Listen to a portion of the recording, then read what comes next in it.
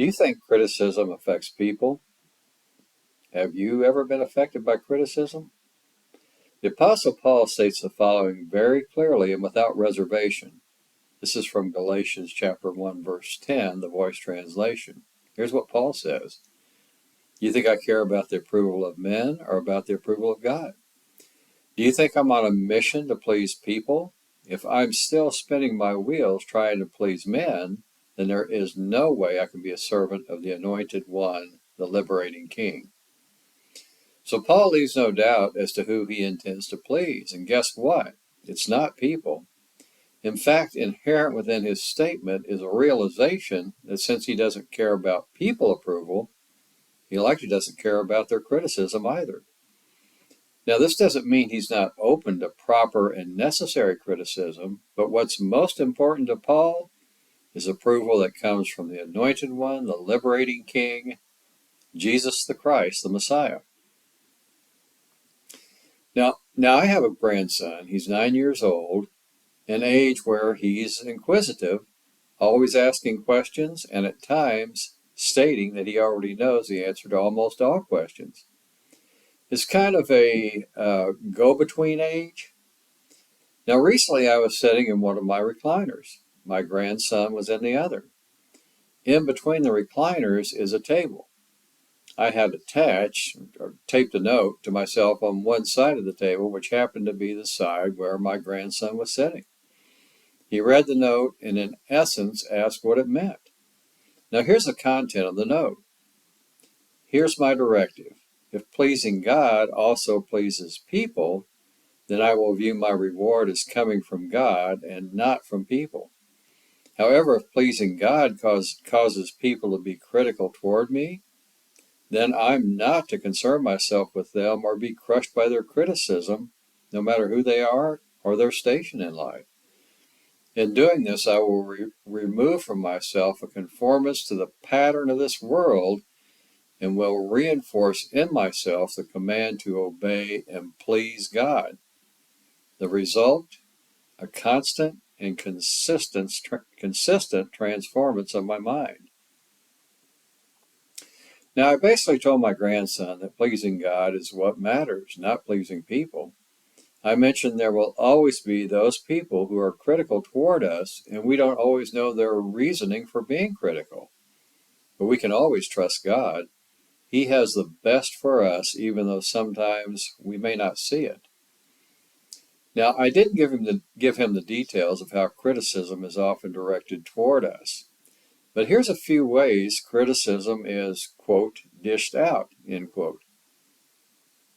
There's a form of criticism where a person's purpose is to destroy us, to make us feel small. There's another form of criticism that may be constructive in nature, but the wording of the criticism is not in the form of encouragement. Therefore, it causes discouragement and is not well received. Then there is a proper form of criticism.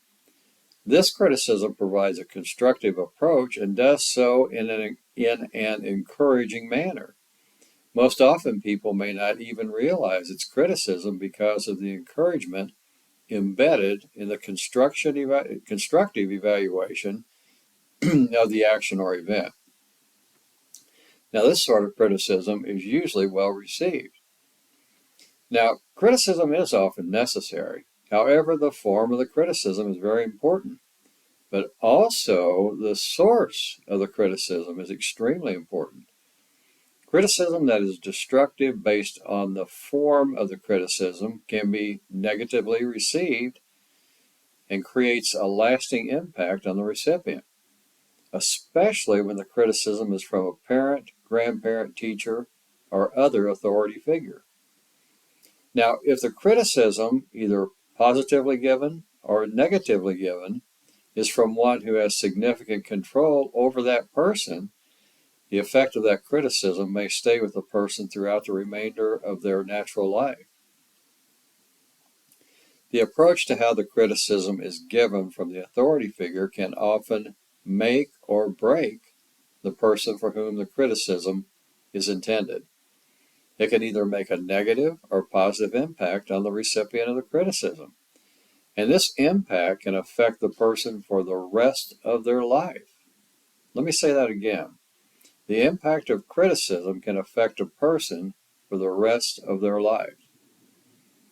For example, when I was teaching youth, if a young person made a statement that wasn't correct about the lesson being taught, well, how was I to approach that young person with a response that would not make the youth feel insecure and would not alienate the young person? Well, here's a couple of statements that I could make. You decide which would be the better statement. Well, Jake, that was an answer, but a senseless answer. Have you not been listening to the lesson? Or did you leave the planet when I gave the obvious answer to the question? Or, thank you, Jake, for responding to the question. However, the lesson being taught gives us a different answer. Don't give up, though. Maybe your response to the remaining questions will be the correct answers. So what do you think? Did you choose the first response or the second response? And if you were the youth, how would you like to have been responded to? Now, here's the possible lifelong impact of responding to a person in criticism without using kindness, gentleness, and respect. A well-known preacher by the name of Charles Spurgeon from the 1800s said the following: "The mind can descend far lower than the body, for in it there are bottomless pits. The flesh can bear only a certain number of wounds and no more, but the soul can bleed in 10,000 ways and die over and over again each hour." So this quote basically dismisses the idea that sticks and stones can break my bones, but words will never hurt me. The fact of the matter is that words have a deep and long-lasting effect on the recipient. Words received are in the form of input, process, and output. As we receive input, our mind inherently processes that input. This processing leads to output in the form of external thoughts or actions that can either damage a life or cause a fulfilling life. Hurtful words can damage or ruin relationships, cause a lack of confidence, be heartbreaking, and destroy hopes and dreams. This is especially true when they come from someone we are close to or we care about. And as Charles Spurgeon has said, the mind can descend far lower than the body, causing us to die over and over again each hour. So we know that sticks and stones can break bones, but often a broken bone will heal. However, the remainder of the saying, "words will never hurt me," is often untrue. The truth is that what damages a psyche often remains embedded in a person for life. It is indelibly printed on the fabric of the soul. The damage can cause the soul to bleed over and over again and again. This damage very often does not heal, ever. If you are an authority figure, you need to be very careful in the way you criticize those of whom you have authority over.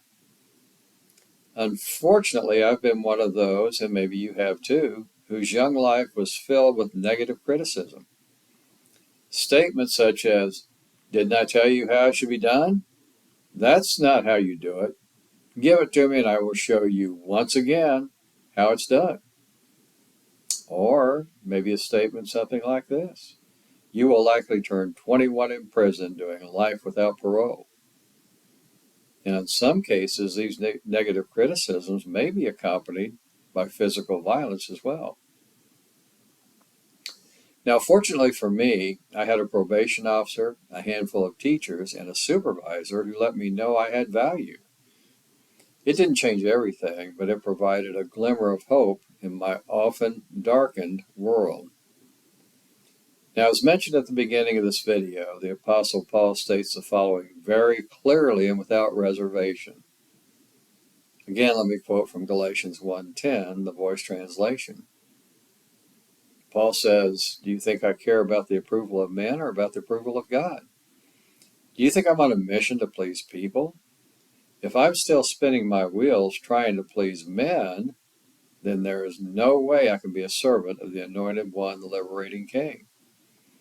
So as I mentioned at the beginning of this video, Paul leaves no doubt as to who he intends to please. And guess what? It's not people. In fact, inherent within his statement is the fact that since he doesn't care about people approval, he likely doesn't care about their criticism either. Now, this doesn't mean he's not open to proper and necessary criticism as long as it's not in opposition to God's Word. Now, in conclusion, allow me to reiterate, there is a form of criticism that is in no way constructive. It may be aimed at us, but its lack of substance or untruth should signal to us that it's to be ignored. Now, another form of criticism may be true, but the tone and unkind approach causes us to reject the constructive criticism. Now, the most important way of providing criticism is in truth and love, heavily sprinkled with a healthy dose of encouragement. This most often will be received and acted upon by the recipient of the constructive criticism. Now, we should all understand that we're givers of criticism and recipients of criticism. Considering this, I believe it's wise to heed the words of Jesus Christ as given in Matthew 7:12. So whatever you wish that others would do, let me start over again. So whatever you wish that others would do to you, do also to them. Now, this golden rule is also given in many of the religions of the world, not just Christianity. It's featured in Judaism, Islam, Buddhism, Hinduism, Jainism, and Confucianism as well. The crux of the golden rule is to treat others or speak to others as you would like to be treated or spoken to. Thank you for watching.